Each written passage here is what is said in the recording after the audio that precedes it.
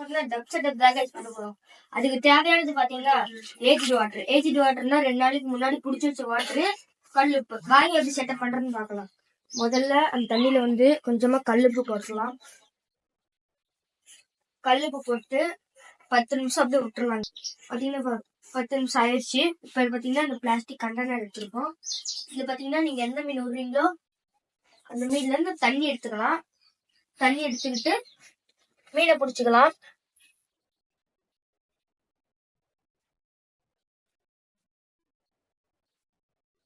பாத்தீங்கன்னா நம்ம இப்ப என்ன மீன் விட போறோம்னா Avatar, green Avatar, yellow Avatar. பாத்தீங்கன்னா மீன் நல்லா குவாலிட்டியா இருக்கும், செம்மையா இருக்குது.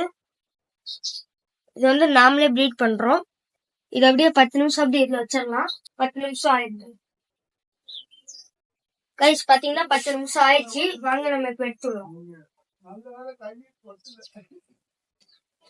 கைஸ். பாத்தீங்கன்னா இப்ப விட்டாச்சு மீன். இவ்வளவு பெருசுல துளிவுண்டு விடுவீங்கன்னு கேட்டீங்க. இருங்க, இன்னும் கொஞ்சம் மீன் இருந்து போடலாம்.